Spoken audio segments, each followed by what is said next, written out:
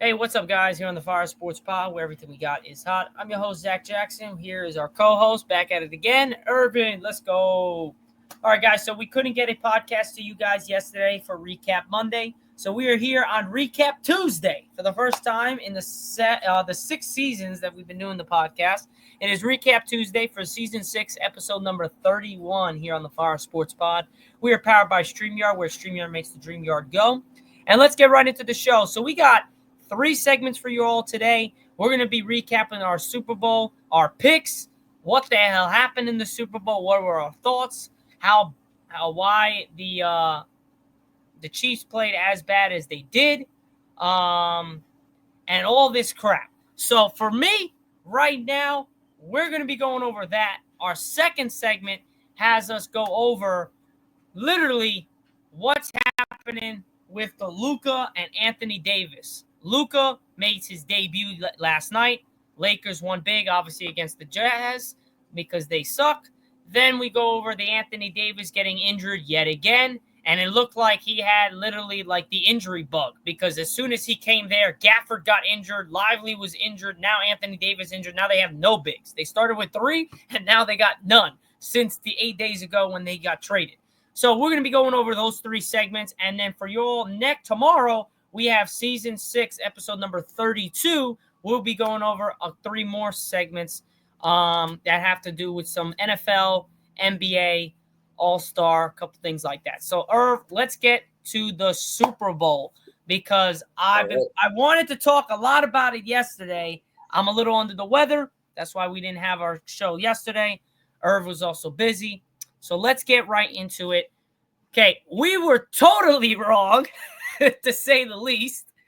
Both of us, we picked the Chiefs to win this game, and we are absolutely horribly fucking wrong. It was really bad. So let's go into detail on why the Chiefs got literally outmatched and outgunned and out in everything by the Eagles in Super Bowl 59 in New Orleans. Now I'm gonna have Irv go first. Irvin, what were your first thoughts when you either watching the game or you turned on the game and you saw the score being 24-0 at halftime? Was it like, all right, this is a little bit too much?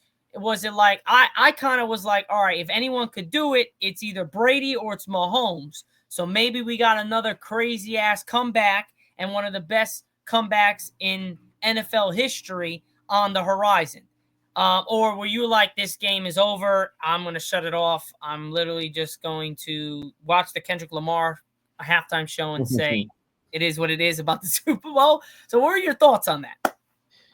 I mean, for me, like, they even said it there that it was at halftime. It was the second biggest lead in Super Bowl history. Being I think the top one was 25 or 26. 25. So it was a massive lead from the start, but it's NFL football. You know what I mean? That's why I love sports. I love professional sports because you can never be out. There was still a lot of game left, but just the way that the Eagles absolutely dominated the Chiefs, like their defense was very much on point. The entire coaching staff of the Chiefs, offensive coordinator, Andy Reid, they all got outcoached by the defensive coordinator for the Eagles because the way that they were rushing those linemen and the way that every DB was on their toes, I mean, it was absolutely insane. It was a humongous massacre. I mean, the Eagles absolutely, I think their first touchdown, they walked literally to the end zone, and then they did their famous right there, right in the middle. Yep. And then the second touchdown was, I think, a pick 6 too by the rookie as well on his birthday, which was absolutely insane. He was covering very well for the Chiefs. It was such a good half for the Eagles. So when I saw that, I was like, listen, Tom Brady was in the same situation when he was in Atlanta. The lead, yes, wasn't as big, but it was still It was 22. It was a difference of 2 points. So really, realistically, it was the same thing, not the same thing. You know what I mean? Yeah. But still, like Tom Brady went through the same thing. Now, when we talk about Mahomes, there's a lot, especially during the season, a lot of comparisons to Tom Brady, to discussion about being the GOAT, because Mahomes is still young, in the prime of his career, chasing a dynasty with the Patriots. With the Chiefs, excuse me. So, I've seen this before. So when I saw, Patrick Mahomes seeing this, and I saw his body language, I saw that he was calm. I saw that he was laughing it off. He had a smile. He was like, okay, nodding it off. So I'm thinking, okay, Mahomes is probably going to come back. Mahomes is probably going to play serious now because he's going up against the number one defense in the NFL. And, in my opinion, I thought he could have done better, but sadly, no. The second half was the same exact result. They had 2 touchdowns at the end when it was just a Hail Mary trying to, try to hurry it up or something. They were still down by 2 scores, but hey, it is what it is. In my opinion, the Eagles absolutely deserved it. They constructed a really well-rounded team. They have the best defensive players in the NFL. They had the best offensive players in the NFL. So credits to them, credits to the GM, credits to the owner of the Eagles for building such a well-rounded team. And hopefully, I'm not really much of an Eagles fan. You know what I mean? Because at the end of the day, I don't really like them that much. But, hopefully they could run it back with the same group. And yeah, we'll just see. But yeah, that's just what I thought. It was just such a dominating game for the Eagles. Gotcha. All right. So now, obviously, I'm a Cowboys fan, so it's really hard to see the Eagles yet again in, I would say, 7, almost 8 years. They've won two Super Bowls. Yeah, they've won about 2 Super Bowls in that span. And the Cowboys haven't touched or sniffed the NFC Championship game since 1995. So it's really tough to see this. But to be honest, I came into this game, keep telling you all, I was going for the Chiefs. I thought the Chiefs, because of, Patrick Mahomes, Andy Reid, Travis Kelce, they had the experience. They were on a 2-peat. They were trying to get that 3-peat. I thought they were going to win it. But the Eagles, overall, we've been saying this all throughout the playoffs, the Eagles have the best overall roster, but they couldn't put everything together at the same time. And we witnessed that against the Commanders, and we witnessed that in Super Bowl 59 in the Superdome in New Orleans against the Kansas City Chiefs. Yeah. For me, we look at that defense. We have to look at that defense and really have to put into place. I'm going to look up something right now while I talk. There is something that I must tell you guys. And if you guys have watched First Take, if you watched yesterday, if you watched NFL Live, if you watched Get Up, if you watched CBS, if you watched any of those networks and those with sports and whatever, you would have saw Dan Orlovsky, everybody saying, why the hell were there two defensive ends on each side of the ball out so wide off the line of scrimmage? They were out so wide. Why? Because they were trying to compact Mahomes to get him in the pocket, and then the 2 guys from the A and the B gaps would just jump through, push the offensive line, and it would literally be like a wall crushing from either side, and the front and the back and the sides. That's what they were trying to do. There was one thing that I kept seeing that I was like, yo, there is so many gaps in that wall they were trying to crush. If you run the ball, if they would have ran the ball, they would have got Philly out of that scheme. And the whole point of what Irv was saying was that, well, Andy Reid, the offensive coordinator, they all got outmatched and outcoached because of the fact of the matter is that they didn't want to take the ball out of Patrick Mahomes' hands. And to be quite frank, I wouldn't either. But you have to keep keep the defense honest. And if you just go drop back, play action, drop back, you're not going to do nothing. Dude, they ran the ball maybe 3 times in the first half. They ran the ball in the second half maybe 6 times. You cannot win that game. And they were winning games because they were being balanced on offense. They were running the ball. They were passing the ball. Isaiah Pacheco was in there. Kareem Hunt was in there. How do you not give them beasts the ball? Especially when your passing game is not moving because you can't get and move out of the pocket and you can't get time because the offensive line is getting hammered. One way to do that is run the ball. Keep the defense honest. They weren't trying to run the ball. They weren't trying to run outside of the tackles. They weren't trying to go through the tackles and find the gaps in the defense of line. They were only rushing 4. There's no way you can't find a gap as a running back in that thing. They were only rushing 4 for that reason because they knew Andy Reid was not going to get the ball out of Patrick Mahomes' hands, and they were going to trust him with the most. And to be honest, they're not wrong. But in this case scenario, you need to try something to get the defense out of their realm and out of what they wanted to do. And what they wanted to do was say, Patrick Mahomes, we are not going to let you beat us. You're going to have to get somebody else to beat us. And that's what they were basically saying. And the point of the matter is that since they were saying that, they literally said, Patrick Mahomes, you stay with it. You stay with it. We're going to have you throw the damn ball every freaking time. And if you run the ball, we know you're not running the damn ball. And that was the whole thing. J.O. Legit on TikTok Live said they should have had and went into single back formation. Fantastically agree. You are not wrong at all. But that's where I said Andy Reid for the first time in a real long time. I think the only time else was when they played against Tampa Bay a couple years back when the Buccaneers, the last Super Bowl by Tom Brady, where they had the same problem. But to be honest, they just couldn't score a touchdown. This game, they couldn't score a touchdown, but they also didn't trust anybody else to get the ball. Exactly. They did the same thing Tampa Bay did. They rushed 4, they dropped 8, and they said, yo, Pat, you're going to beat us with your arm, and if you can't make those crazy-ass throws, you're going to lose this game because we trust that you're not going to give the ball to somebody else and run the damn ball. Yep. And that's exactly what they did. They played the exact way that they were supposed to play, that they wanted them to play. And J-Lo legit said again, this is the greatest game I've seen a D-line unit play. Yeah. I think he's wrong. I definitely agree. Like when you really look at how the game of football is, it was you talk about like perfection, that D-line, the Eagles D-line played absolutely perfect.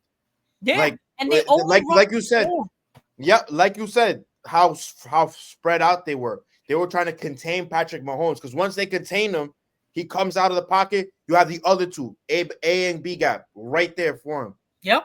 It was because they pushed him up in the pocket, and that's when they sucked out. And to be honest, the whole year, Patrick Mahomes' offensive line was horrible. Up until the playoffs, we were like, whoa, well, he's getting a lot more time. They're doing well. They ran into a team that actually had the best defense in the NFL coming into the playoffs and all year. And people just really don't understand. It wasn't Patrick Mahomes that was just played god-awful. He did. And the same thing is that they had the perfect game plan. And you can't, for me, I'm going to agree with Stephen A. Smith. I saw this on First Take. He said that he 75% would blame Andy Reid, 25% Patrick Mahomes. You can't fully blame Andy Reid and you can't fully blame Patrick Mahomes. But I agree with him. Even though Patrick Mahomes should know better, he could change the call. But if his offensive coordinator and his coach are saying the call, and he's maybe suggesting something, but they're saying that they have the ultimate goal to put it in there. And to be honest, it just wasn't working out.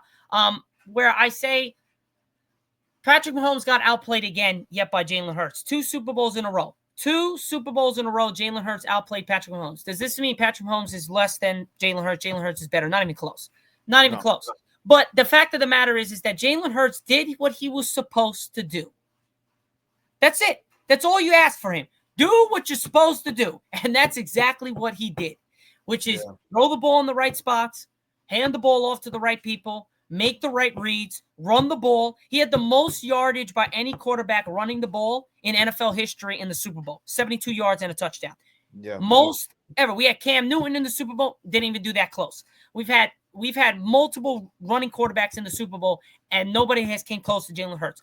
So again, Jalen Hurts deserves his flowers. I'm a Cowboys fan. He was a game manager, and that's exactly what you needed to do because he had everybody around him. So me saying, oh, well, people saying Jalen Hurts top 5. No, I'm sorry. He's not top 5. You know why? Because Kansas City went to the Super Bowl last year, played against San Francisco. At that point was the best defense in the NFL, won the game, and they had nobody but Travis Kelce. They didn't have a run. They had Isaiah Pacheco. He was a rookie. He was really good.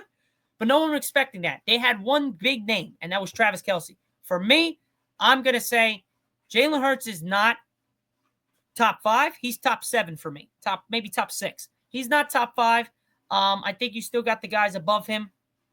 Then real quick, what name your top 5 right now? I would probably say Mahomes is still 1. Yeah. Probably go. I'd have to go Joe Burrow. He had one of the most single best seasons ever, and his team sucked. I'd probably go Josh Allen just because Lamar had a lot more weapons and he couldn't get past them. So I'd probably go Josh, Lamar, and then I'd probably go. That 5th spot's very tricky, bro. That 5th spot is tricky. You can really go either way. I mean, you could put. You can. I don't know. That's a good question. I mean, because you got. I'm just gonna throw names. You got Stafford there. Stafford could be there. You got Herbert. The top 5 is legit. It's Mahomes, it's Burrow, it's Allen, it's Lamar, and I'd probably say you can put Stafford in there, but I mean, but is he better than Hurts? I don't know. I just did, but I don't know what Hurts can do with a shit team. He hasn't had a shit team. He's had real good teams with great players. He's got A.J. Brown and Devontae Smith, 2 number 1 wide receivers. So I don't think he's top 5. J.O. Legit is also saying Matthew Stafford. I mean, yeah, current players, Nathan, current players. I would say probably Matthew, you would put him over there because, again, Matthew was in Detroit and he's putting up those crazy numbers. Right, but we're talking about right now. No, that's what I'm saying. He was in Detroit, then he comes to the Rams, he wins the Super Bowl. Yeah, that's very true. And he was one play away from knocking off the Eagles to go to the NFC Championship game. Mm-hmm. So, and Jay Legit is not wrong. Jaden Daniels had a better season than Hurts. That is true. And he's a rookie. Jaden McDaniels top 5? No. We're talking season wise. Jaden Daniels had a better season, but the reason why this is why it's called a team sport. Jalen Hurts had the better team overall. They won the Super Bowl. Jalen Hurts deserves his flowers. He played great. He played what he was supposed to do. He did play great. So your argument is that you're not putting him top 5 because he's just been surrounded by the best people possible before. Pretty much, yeah. I'd probably say he's probably 6, 7 because I'd put Herbert. If we're talking about overall quarterback play, I'll take Herbert over just Jalen Hurts. And we're talking about this season, right? We're talking about this season. I'll take Herbert because McDaniels is NFC Championship. That's no. Yeah, but again, he's just a rookie, so I wouldn't put him there. I would put Matthew Stafford at 6, longevity, his career, and this year he played good. I would put Justin Herbert at 7, and maybe Hurts at 8. You can really flip flop the 2. He's definitely top 10 for me, but he's not top 5. You can maybe put him at 6 if you want, but he's not top 5 for me. I think Matthew's 5, Justin 6, and Hurts is 7. I mean, I don't know. Jay Legit, I mean, you could put him in different ways. I mean, you might say Hurts is better than Herbert. I just think as a natural talent, as a quarterback, I would take the arm, the accuracy over Hurts. I get Hurts can do a little bit more than Herbert, but I don't know. Overall, yeah, I was gonna say that like Hurts got a little bit more like offensive weapons in terms of he could use the run game when he's feeling the pressure. He has a good arm. He has good accuracy. No, legit did agree. Natural talent, Herbert's got it over Hurts. Yeah. But Hurts overall might be a better overall quarterback because he can do more things like run the ball. He's got that tush push, which is unmatchable. But Herbert, his arm, his talent is absolutely ridiculous. I mean, if you plug him in to where Hurts is, oh Lord, that's an immaculate type of it's ridiculous. That would be very scary. That would be very scary. But overall, guys, I would say that the Super Bowl was a lot of people saying, "Oh, it's rigged. It's whatever. The playoffs are dead. Whatever." I'm sorry. I can't say that. Mahomes didn't win. I don't want to hear the whole thing with Patrick Mahomes, the Chiefs, blah blah blah blah blah blah. They didn't win. They weren't the better team. And I really think that overall, the Eagles were the better team. They came in there wanting to win. They came in there from salty from 2 years ago. I had a feeling something was going to happen. No one thought the catastrophic collapse where it would be 40 to 24. Yeah, at halftime. My guy, thank you. Even at halftime, bro, 24-0. Yeah, it did not 0 at halftime. When Travis Kelce didn't even have a reception, I think he only had like a career low, like 2-3 receptions in the first half. Yeah, it was really bad. I overall think a lot of people be like, "Oh, wow, how could the Chiefs play so bad?" And then out of nowhere in the second half, they played pretty good. Well, it's because they took out all their guys in the fourth quarter. It was really nothing. Arrow says that it's rigged and they're under the same contract as WWW. I don't know. I can't speak on that, dude. I just think that if you're playing football, if you're going out there, and you're playing football and you could die, you could get paralyzed, you can really, I know what you meant, WWE. You can really get hurt and get killed. I don't know how you can rig that. I get it. You could throw something. I cannot get myself to say it's rigged. I really can't. You know why? Because I'm not going out there. I can make as much money as I want. I'm not dying. And the fucking is a script and says, "Oh, who's winning? Who's that?" Then I'm like, okay, as a Cowboys fan, I should be the one saying that the NFL is rigged because my team doesn't do nothing in the offseason, comes in thinking we're going to do something. We suck, or we just keep losing in the divisional round or wild card. So if anyone should be mad, it's me. I should be the one saying it's fucking rigged. But I don't know. And that's where I'd be like, yo, Jerry Jones is a pain in the ass. But at the same time, it's like, dude, if anybody who should be saying the NFL was rigged, it's me because I'm a Cowboys fan. Other than that, unless you're a Browns fan or maybe a Lions fan, I mean, they're really good this year. So the Dolphins fan. Dolphins are one of them. The Jets are one of them. Like, unless you're in those parts, you know what I'm feeling. Is like we can't make it anywhere, all these other teams. So if anyone's saying it's me, I mean, on everything, the guy says, he says, you're telling me Mahomes makes all those crazy passes and he's getting sacked. They be tanking on purpose. On everything, some NFL players exposed it. They hating on Mahomes, and I don't like that. Well, to be honest, I don't like the hating on Mahomes. I agree with you with that. I just can't agree with you with the rigged. But hey, opinions is opinions. You are entitled to your opinion. I'm entitled to mine. But I think it's just hilarious. I just cannot. I can't. Yeah. If I'm not complaining, if I'm not complaining about the game being rigged as a Cowboys fan, then I don't know what it is. Oh, shit. Breaking news, ladies and gentlemen. The Lakers have just signed Alex Lynn, 7-footer, joining the Los Angeles Lakers after Mark Williams' trade falls apart. So we just had breaking news, ladies and gentlemen. It actually worked out perfect because we were actually going to transition right into the Lakers and the Lakers side, Lakers and Luka Doncic side. So, I like this. I might have to, J-Lo legit. I might have to get you on the podcast because you got great stuff.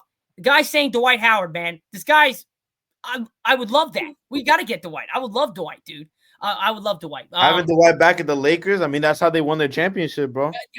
And to be honest, I get Jokic has gotten so much better, but Dwight and JaVale really smashed really killed Jokic on the glass and really physicality-wise in that bubble. Obviously, it was the bubbles of 5 years ago, but still something to be there. I don't know. I don't know how I like the trade. Breaking news just happened. I'm really kind of processing. Literally just happened 2 minutes ago. I don't know. Alex Len is my fault. I just got an alert that just said the only way this trade was possible was because they waived Christian Woods. So they waived Christian wow. Wood. So they waived Christian Wood. They I mean, waived Christian I Woods liked in order for them Christian to Wood. sign him.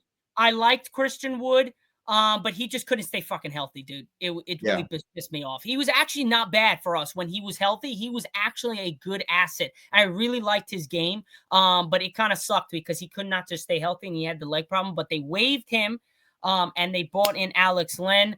So now, to be honest, I think that works, dude. You keep Dalton Connect, who was the steal of the draft. Obviously, it doesn't look good that you brought Dalton Connect and then dropped Dalton Connect and then bring Mark Williams, then lose Mark Williams, bring Dalton and Cam Reddish back, but then pick up Alex Len. But you get the best of both worlds. You get to keep your young talent, who was the number 17 overall pick, which was the steal of the draft in Dalton Connect in LA. You keep Cam Reddish. Yes, he's not always healthy, but he's a defensive stopper and a ball hawk. And you get Alex Len, a 7-footer, to pair with Jackson Hayes. I think you won. If you're I'm a Lakers fan, as we can see. I think we won. I think we won this whole tobacco. Like, I mean, Mark Williams, like, he's great. I would have loved him on the team. But if you can't pass a physical, then I'm sorry. Then you can't be on the team. I think the best of both worlds was to be able to keep Dalton Connect, to add another 7-footer, and then also to keep Cam Reddish with only having to waive Christian Wood, who wasn't going to play at all this season. Yeah. I think it worked. Yeah, I mean, for you guys, definitely with the center position is probably going to be a problem because although Jackson Hayes is like a lob threat type of person, he's not really much of a defender, in my opinion. I think Alex Len, people sleep on Alex Len. I know he's not fantastic. So don't get me wrong. I'm not going out here saying Alex Len is one of the best centers in the league. But he definitely fits with you guys. He definitely fits with you guys. He's got size, he's got length. He knows very how to physical as well. And actually, him and LeBron had a little bit of a history in the last when he was with the Hawks, I believe, a couple years back, and when he was in Cleveland, there's a little bit there. Joe Legit does say I'm worried with them in a 7-game series against Denver. Oh my God, the kryptonite. To be honest, dude, I'm sorry, but if we still had Anthony Davis, and I'm going out on a limb here, man. I'm going out on a limb here. I'm saying if we still had Anthony Davis, I would say yeah. I would have a problem with Anthony Davis. Who is guarding Luka on Denver? I'm asking you, Joe Legit. Who's guarding Luka on Denver? Wait, so who? I know they don't have Caldwell Pope anymore. They have Michael Porter Jokic. They have Porter. Yeah, they have Murray. They have Murray.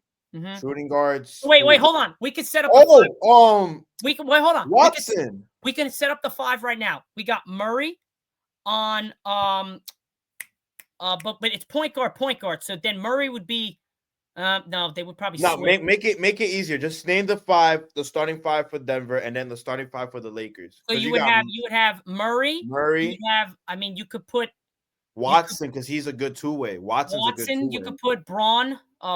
You could put Braun in there. But to match with Luka's, I think to match with Luka, you will put Watson in there. Then you put Porter, and then Gordon. And then Jokic, because Gordon will guard LeBron, and then Jokic he can't guard LeBron. So, they would assign him to him because he's the only one that's close. Yeah, I guess physically he's the only one that's close to guarding Braun. I'm sorry, there has not been one player in a real long time that I've seen being able. I'm not glazing, dude. You can look at this. You can look at the tape, Arrow. If you're talking about me glazing Luka, you could look at the tape, bro. There has been not other than the finals where he had to carry his team last year in Boston, where you had 3 of the 2 best two-way guards in the NBA in Jason Tatum and Jaylen Brown, and then you have one of the best point guards in Drew Holiday. I mean, there's not a lot of people that are able to do all that and still win games against Boston. Just saying. I'm saying. Name the starting 5, though, for the Lakers. Name the starting 5. Lakers would be Austin Reeves, Luka, LeBron, not in any particular lineup. It's just this what I'm saying. Austin Reeves, Luka, LeBron, Rui, and Lynn. Oh, I'm sorry, bro. I don't know. It kind of got a little tricky when you said Rui Hachimura at the 4. Dude, Rui's not bad, bro. I'm telling you. He's not bad, but bro, just name the two lineups together, man. I know you're a Lakers fan, Murray, but I'm not a biased thing, dude. I'll take the whole problem with the Lakers last year is we didn't have a second guy to score. You guys had AD and LeBron. No, this is what I'm saying. Last year, remember LeBron wasn't like he was trying to see the difference of whatever. Also, Anthony Davis was doing everything. LeBron was doing whatever. We don't have a guard that can score. We now have one who's 6'8". So Luka has the ability to score. He can go on his stretch. LeBron can be the facilitator. But then you lost your defensive prowess in the paint. I get that. And that's where who's going to take care of Jokic? Because I get it. You got Len, 7-footer. He's a physical guy. That's where Joe legit said we should bring Dwight Howard. Yes, because I get it. Dwight Howard's a little bit up in age. Personally, but I really don't want to see Denver. If I'm being honest, 100%. I know I was gaslighting it earlier. I don't want to see Denver. I really don't. I think you guys are going to see Denver. Oh, we're going to. We're going to have to win, and we're going to have to beat them. But I'm saying I don't know. I have to see what Alex Lynn looks like because I haven't seen him in a bit. I haven't watched a game with Alex Lynn, so I haven't seen him in a bit. I gotta see how he fits. But I don't know. I gotta see. And then also, let's say Mark Williams came there. You think Mark Williams is guarding Jokic? No. So it didn't matter. It didn't matter. There was no way in the world that this trade was going to go down between Luka and AD, where one team wasn't going to lose something. Luke, as you can see, they're all hurt. Their three centers, Gafford. It was just a dumb trade for the Mavs because they literally lost a star player that took them to the finals a year before, and it took them to the conference finals like 2 seasons ago. Like that was the Dallas lost this completely. The Lakers with you guys just lost a lot of defense because although AD was hurt, he was a great defensive person. Since losing AD, we have played the Clippers, we have played the Knicks.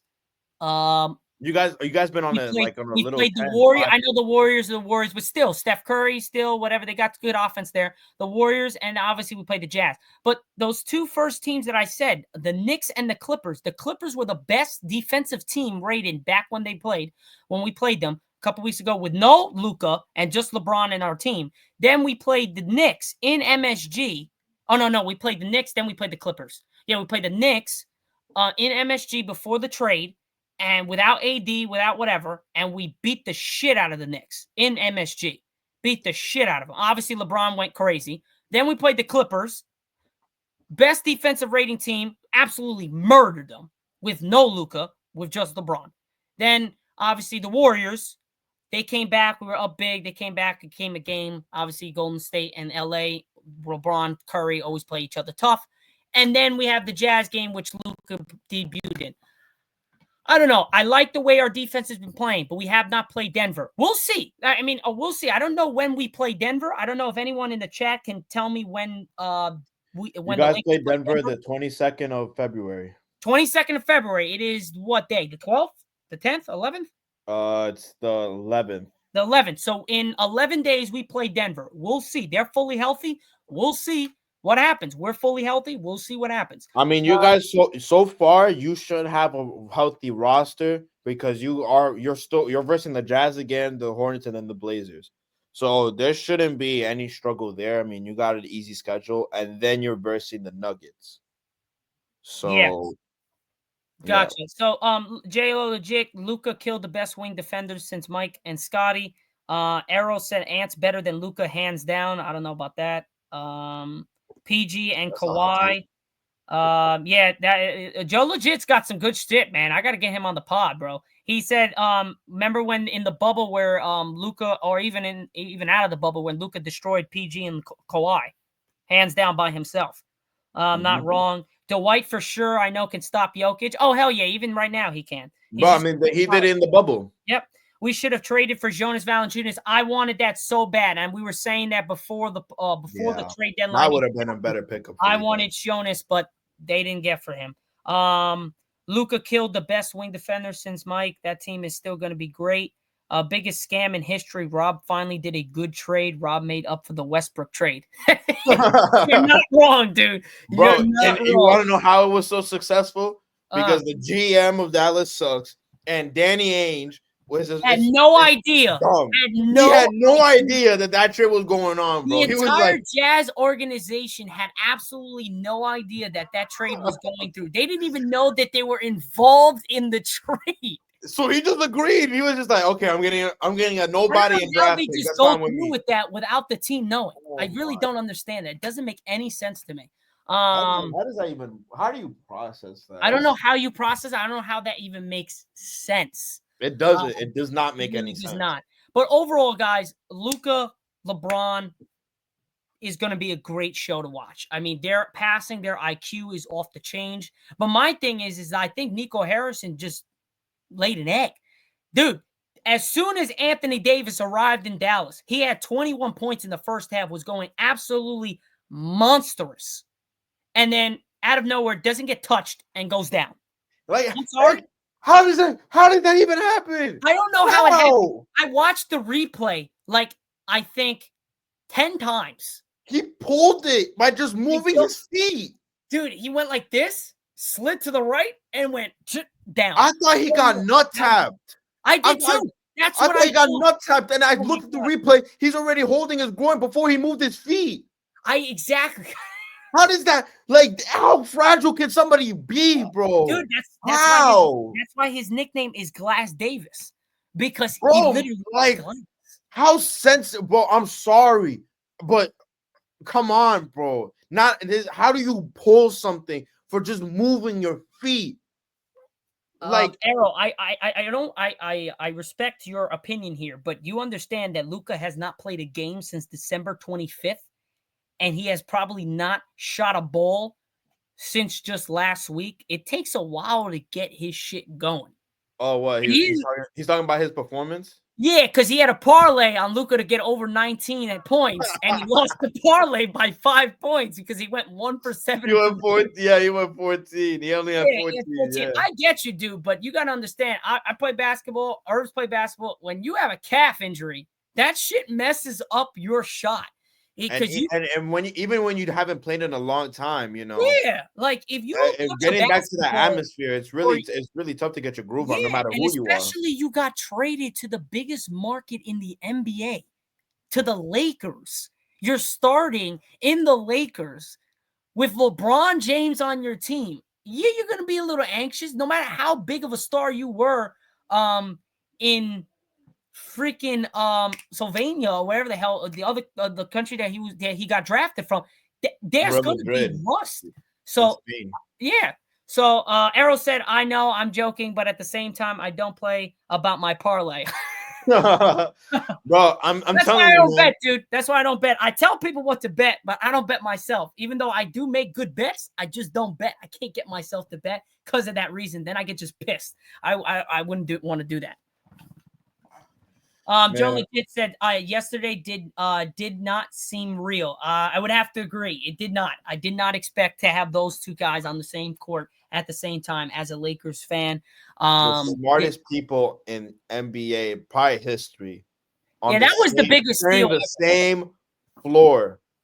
And all you did was just sacrifice defense. You got like a 70 defense, and then you got a 99 offense. I don't know about a 70 defense, dude. I think, LeBron's pepping his step, bro, and the entire Lakers. That's your only person, and then you have Finney-Smith. You have Dorian Finney-Smith. Yeah, and he's a great. That's the only guys. No, not to mention. Hold up. Dude, I'm just saying, if you look at the Lakers before that Knicks game, I would say right at that Knicks game. No, remember when we came on the podcast and Miami got blown out the Lakers by 40 like months ago? Remember when the Lakers got blown out in Miami by 40? And we were like, whoa, what the hell is happening? That they got blown up by Miami. Yeah, Miami, a back. Oh yeah, Yeah. 134 to 90, Yeah, 93. they got absolutely belted to ass. It was really, really bad. But what I'm saying is that since then, Redick and LeBron, I looked at the story. I don't know if anybody heard it in the chat. I looked at the story. They both had a talk that morning after the game. And ever since then, LeBron has averaged over 25, over almost 30 a game since that point. And in the last like 4 games, dude, he's averaging over 30. It's ridiculous, pretty much. And that's game. Okay. So I'm just saying his pep in his step looks like it's ridiculously more because now he's got a younger guy. Now he's got an offensive guy. Now he doesn't have to carry the load in the playoffs. He can be the facilitator. He can be the guy at the end to make those shots, to make those decisions instead of working his body throughout the entire game and then have to do everything at the end of the game. So I think that helps him big time. And also, I'm gonna say right now, he's playing until Bryce James gets into the NBA. This was the move. No, I'm serious. This was the move on why he can play longer. Anthony Davis was not, because Anthony Davis, yes, he's great. He's an all-world defender. He's a two-way monster. I think this was the trade that they were looking for to keep the LeBron there till Bryce. And then once he plays with his second son, I think that he's going to hang it up. Dude, he's still dropping 40 a game against the best defenders and the best players in the NBA. I don't know how this guy is doing it, but he's still doing it. And he could keep doing it for as long as he wants until he says no. So I think that's his plan, but I might be wrong. But I think this trade makes the Lakers younger. On top of that, it gives them a superstar for the next 2 decades, basically, for the next 15 years, almost. Yeah, they're gonna have really good numbers with Luka, because Luka's supposed to be the future of Dallas. He wanted to stay in Dallas. Yeah, exactly. And then now he moves to the biggest, like you said, the biggest market in the NBA so far. Like, just putting it out there, guys. I think that trade really helps out. Now, from the Luka thing, I think his debut, like we were saying earlier, he's just got to get acclimated to it. He's just got to get the rust off. That's not the problem. That's not what I'm worried about. I'm just worried about if he could stay fully healthy and ready to go. But something that I don't know if Dave Mediman said, or the broadcaster for the Lakers last night, I forgot his name.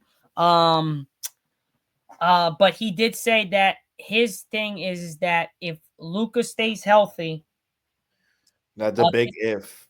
Can he stay healthy, and can he just play good enough defense where they'll be able to put a smaller lineup around him where he'll have to play guys that are not the stars. So you can really hide his defensive inefficiencies around the team so it won't be so catastrophic. I mean, he's not wrong about that. They can smaller Jazz game. Luka's 6'8", dude. So it's not like he's a small ass point guard. I didn't even know Austin Reeves is 6'5". Yeah, he's pretty tall. Austin Reeves is 6'5".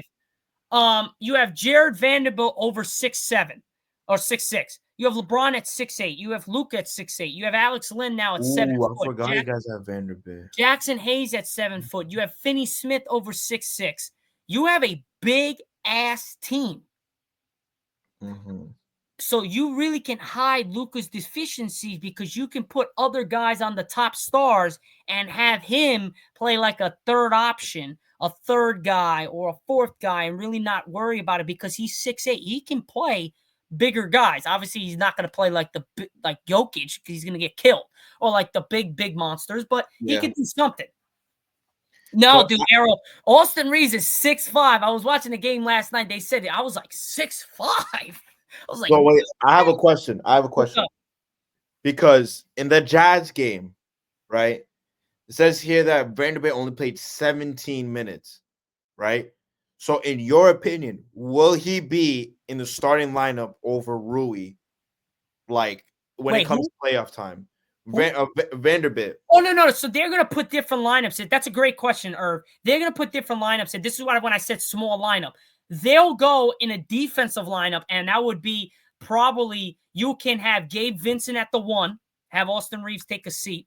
You can have Finney Smith at the 2, No, because okay, continue. I'll speak after. Just but not for like long periods of time, just different stretches. But for playoff time, you have to keep Rui in there because that gives you another offensive guy. Jared Vanderbilt, Rui. People forget. Scotty, hold on. Scotty Barnes over and under 1.5 assists in the first quarter. I'll go over 1.5. He's definitely going to get over 2 assists in the first quarter. Hell yeah. Scotty Barnes, without a doubt. Yes, Joe legit. Gabe Vincent finally, thank God, has been legit and productive and been helping us out. He's been fantastic over the last couple games since he came back. He's a very good backup for you guys. But I'm saying, if you're going to put a starting 5 for come playoff time, you have Austin Reeves at the 1. You're going to have, I would probably have Finney Smith at the 2. The fact that matters because he can shoot the ball and he's a lengthy defender, and that's what you need. Number 3, my bad. I'm an idiot. Number 2 is Luka. Sorry. Number 3. I would switch it around because Reeves has been has improved in his 3-point shooting. But I think they started with Reeves going to bring up the ball. Obviously, because he's getting acclimated to the game again. I think this is what they're going to do. Reeves at the 1, Luka at the 2. You can even put him at the 3 if you want. Finney Smith can go between the 2 and the 3.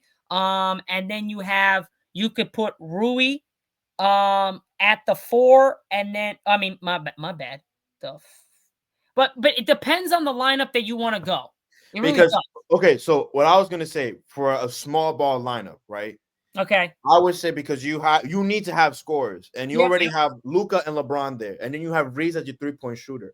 That's why I was gonna put Luka at the 1, put Reeves at the 2, then you put Finney Smith at the 3, LeBron at the 4, and Vanderbilt at the 5.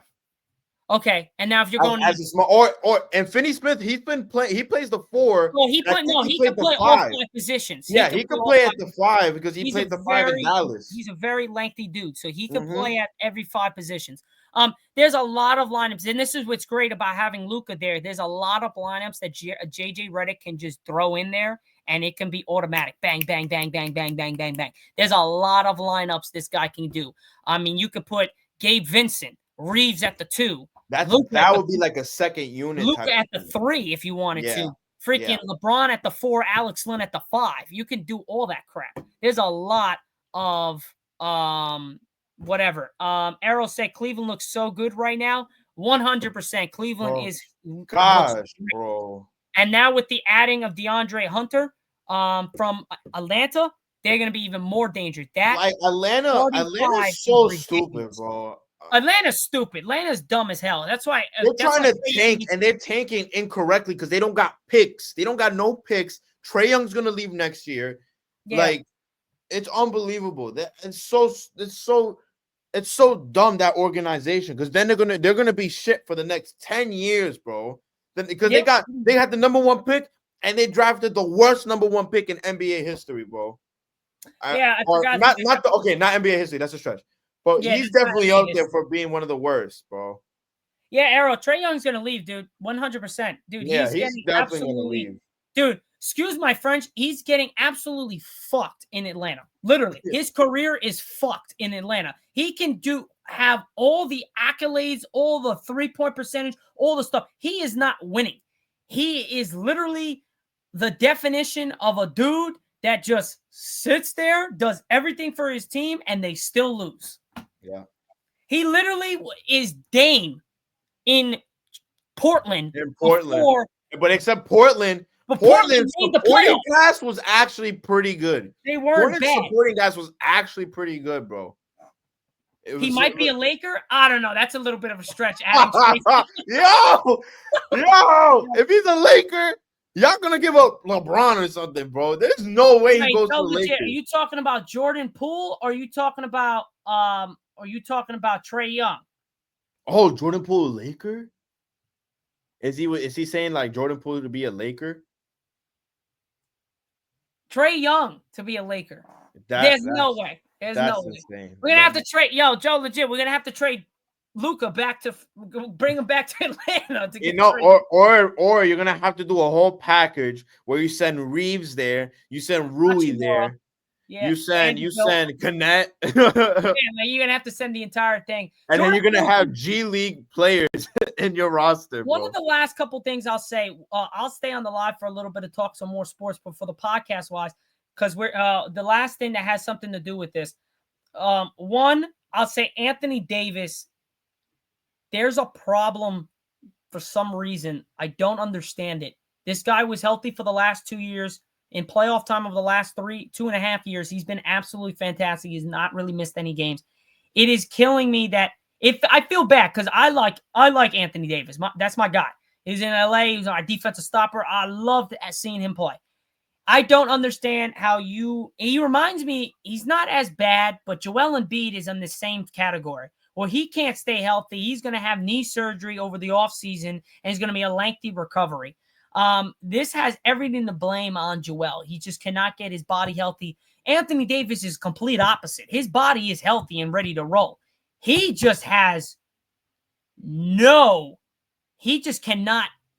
consistently stay healthy on the basketball court, and he has the weirdest injuries. An abductor move. Like we were saying earlier, we're laughing about it, but it's serious.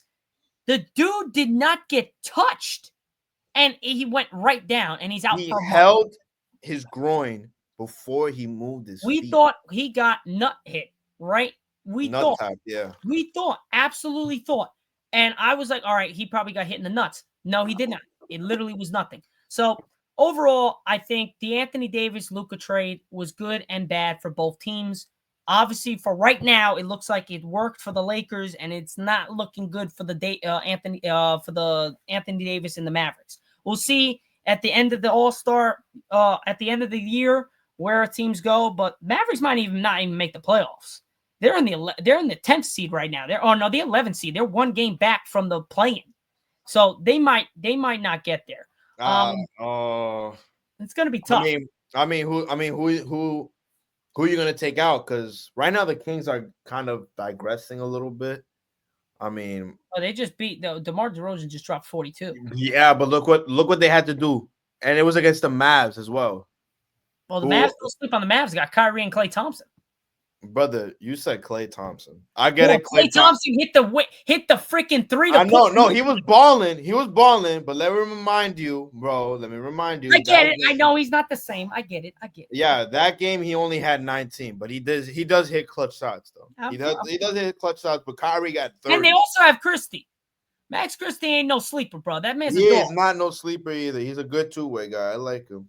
Thank you, Errol, for reminding me. Yeah, we can't leave Max Christie out there. Max Christie's a really good two-way player. Yeah. But yeah, guys, for the podcast right now, that will be pretty much it. We went to 52 minutes in extent to talk about some Lakers, some Super Bowl, and some Mavericks talk, as well as some just in general NBA talk. So I appreciate all the support out there. I'll stay on the TikTok live. Errol, appreciate the follow there. I'll see you guys tomorrow. We got another podcast for you all for season 6, episode number 32. This is season 6, episode number 31 on Recap Tuesday. We'll see you all tomorrow for the podcast. I'll stay on the live to talk some more sports. Well, peace out, guys. I'll see you on Wednesday.